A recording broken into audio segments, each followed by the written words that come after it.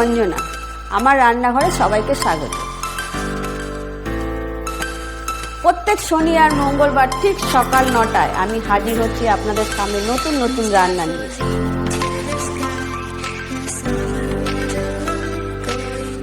ভালো লাগলে আমার চ্যানেলটাকে লাইক, কমেন্ট, শেয়ার করবেন। নমস্কার, আমি অঞ্জনা, আমার রান্নাঘরে সবাইকে স্বাগত। আজকে আমি দেখাবো জন্মাষ্টমীর উপলক্ষে তালের রসবড়া। তো প্রথমেই আমি একটা তাল নিয়ে নিয়েছি, দেখুন একটা কালো বেশ পাকা তাল নিয়েছি। তালটাকে ভালো করে ছাড়িয়ে নিই, উপরের খোসাটা ছাড়িয়ে নিলাম। এবার আমি এই খোসাগুলো, গায়ের খোসাগুলো আস্তে আস্তে করে ছাড়াবো।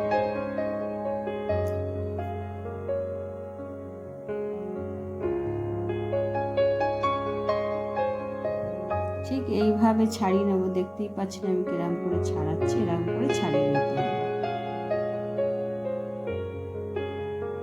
খোসাটা আমি এরকম ছাড়িয়ে, দেখুন কিরম ছাড়িয়েছি। ঠিক এইভাবে ছাড়িয়ে এগুলোকে এরকম আস্তে আস্তে ছিঁড়ে ছিঁড়ে এর চোখলাগুলো আমি ফেলে দেবো।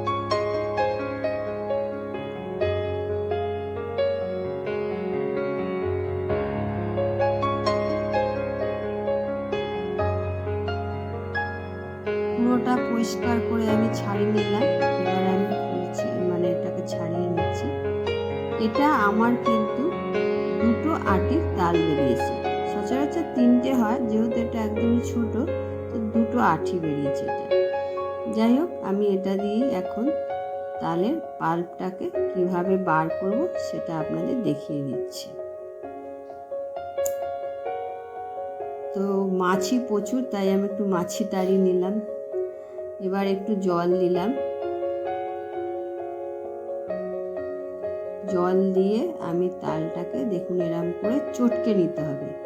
হাত দিয়ে মানে একটু অল্প করে ঘষে ঘষে একটু কচলিয়ে নিলে, চটকে নিলে কিন্তু বেশি কিন্তু করার দরকার নেই। এরকম করে আস্তে আস্তে চটকে নিতে হবে। দেখুন আমি এরকম চটকে নিয়েছি, বেশিক্ষণ লাগে না, মিনিট 2-3-এর মধ্যে এটা হয়ে যায়। এবার আমি এটাকে রেখে দেব। রেখে আমি একটা থালা নিলাম, নিয়ে আমি একটা, দেখুন একটা ঘষার নিয়ে নিয়েছি, ঝাঁঝরি যেটাতে আমরা গ্রেট করি আর কি। বড় দিকটা দিয়ে আমি এটাকে, এই তালের পাল্পটাকে ঘষে নেব। ঠিক এরকম করে ঘষে নিতে হবে। তালের পাল্প বার করা কিন্তু এমন কিছু খাটনি নয়, মানে খুবই ইজি। এরকমভাবে যদি আপনারা করেন, খুব তাড়াতাড়ি তালের পাল্পটা বার করা যাবে। দেখুন নিচ থেকে কিরকম পড়তে শুরু হয়ে গেছে। দেখুন আমার কিন্তু অনেকটাই তালের পাল্প বেরিয়ে গেছে, ঘষে পুরো বার করে নিয়েছি। দুটোই আমার হয়ে গেছে। কতটা বেরিয়েছে দেখুন, অনেকটাই বেশ কাইটা বেরিয়েছে। এবার আমি এটাকে এই পাত্রে নিয়ে নেব।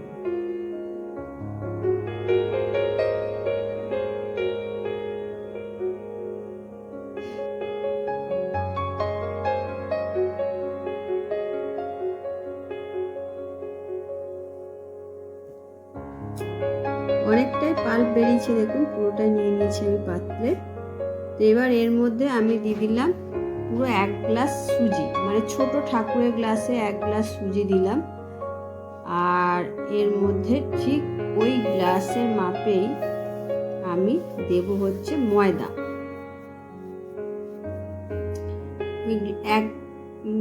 দিলাম, গ্লাস দিলাম, আর 1 গ্লাস আমি ময়দা দেবো, মানে 1 কাপ সুজি আর 2 গ্লাস ময়দা, মানে ওই গ্লাসটার মেজারমেন্ট করে দিতে হবে। আমি 2 গ্লাস ময়দা দিয়ে দিলাম। আর এর মধ্যে আবার আমি দেব ঠিক ওই গ্লাসটার মেপে 1 গ্লাস চিনি দিয়ে দিলাম আমি এর মধ্যে।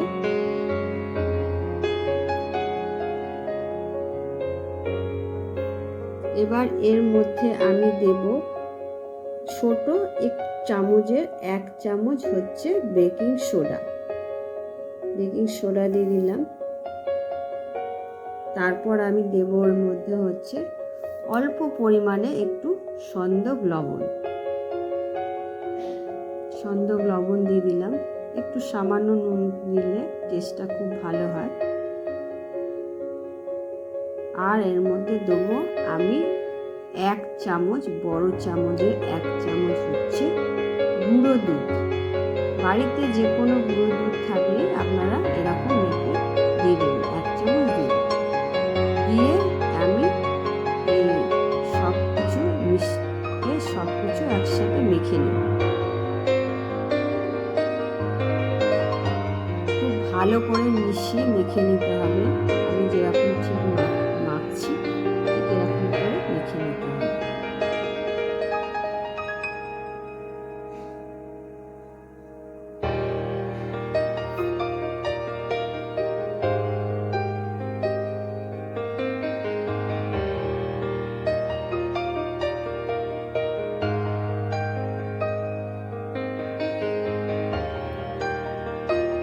এরকম করে মাত্রা বেশি মানে ফ্যাটাবার কোনো দরকার নেই। এখন যেরকম মানে হালকা করে একটু মেখে নেব, যাতে সব মিশ্রণটা একভাবে মিশিয়ে নিয়ে মেখে নিতে হবে।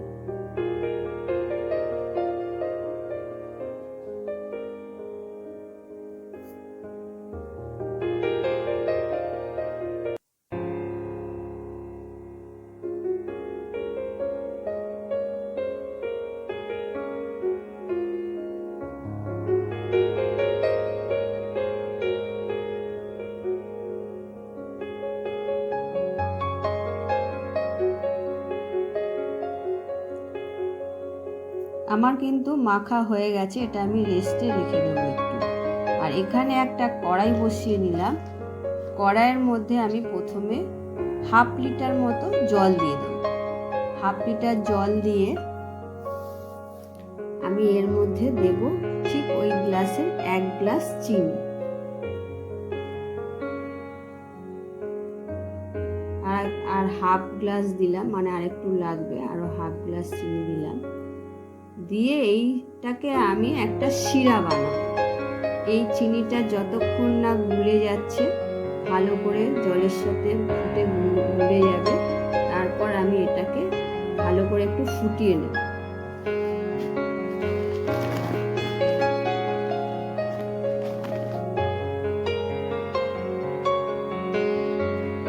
আমি এটা কিন্তু একটু ফুটিয়ে নিয়েছি, ফুট হয়েছে।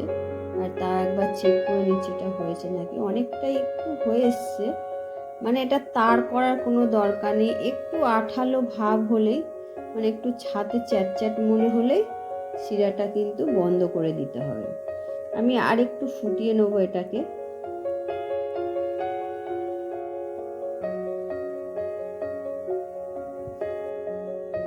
শিরা আমার হয়ে গেছে। এবার আমি ফ্লেমটা অফ করে দিয়ে এটা ঠান্ডা হতে দেব।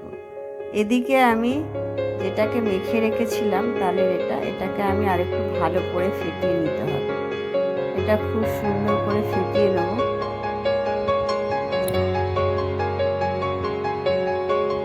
ফেটানো আমার হয়ে গেছে। কড়াই বসিয়ে আমি তেল দিয়ে দেব। তেলটা গরম হবে, আমি একটু তেলটা চেক করে নিলাম হাত দিয়ে। আর একটুখানি একটা ছোট্ট বড়া ছাড়বো এর মধ্যে, দেখবো তেলটা কতটা হয়েছে। তেলটার মধ্যে কিন্তু বড়াটার সঙ্গে সঙ্গে ভেসে উঠলো, মানে তেলটা গরম হয়ে গেছে। এখন আমি এবার বড়াগুলো ছাড়তে থাকবো। এইরকম একটা একটা করে সব কটা বড়া ছেড়ে নেব।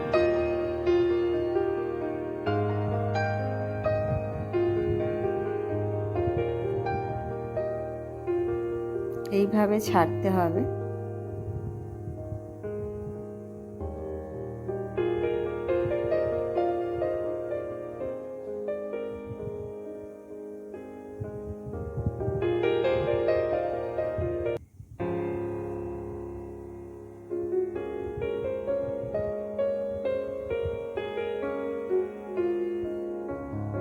সব কটা বড়া আমার ছাড়া হয়ে গেছে। এবার আমি ভালো করে একটা একটা করে উল্টিয়ে দেব।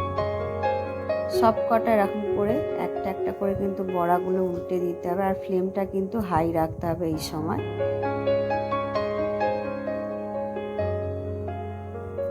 দেখুন কি সুন্দর লাল হয়ে গেছে, এক সাইড লাল হয়ে গেছে।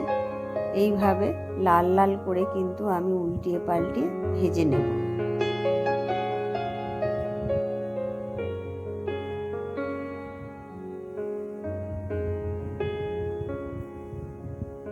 এখন কিন্তু ফ্লেমটা একটু কম করে দিতে হবে, না হলে পুড়ে যাবে। দেখুন কিরকম রসগোল্লার মতো ফুলে গেছে।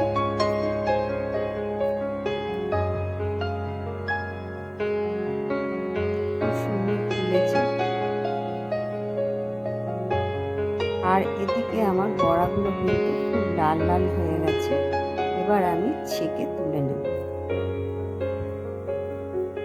সব কটা আস্তে আস্তে তুলে নেব।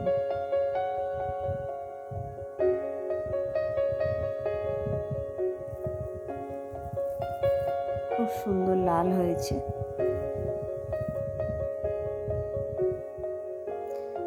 আবারও আমি সেম ওরকম ভাবে বড়াগুলো ছেড়ে বড়াগুলো লাল লাল করে আবার ভেজে নেব।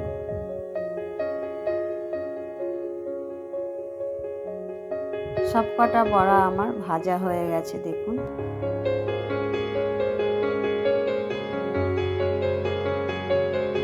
সব কটা আমি দেখুন ভেজে নিয়েছি। এবার আমি এই বড়াগুলোকে আমি ওই রসের মধ্যে দিয়ে দেব। সব কটা বড়া রসে দিয়ে দিলাম। দিয়ে এটাকে আমি ভালো করে একটু নাড়িয়ে দেব, যাতে ভালো মতো এর মধ্যে রসটা ঢুকে যায়। আর নাড়িয়ে দিয়ে আমি কিন্তু 5 মিনিটের জন্য এটা রেখে দেব। এই রস বড়াগুলো না বানিয়ে আপনারা ট্রাই করলে বুঝতে পারবেন না।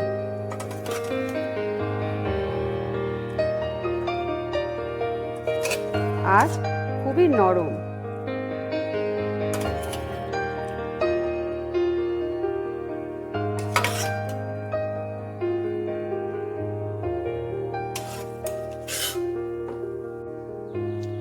তাহলে আজকে আমি বানিয়ে রাখলাম তালের রসবড়া।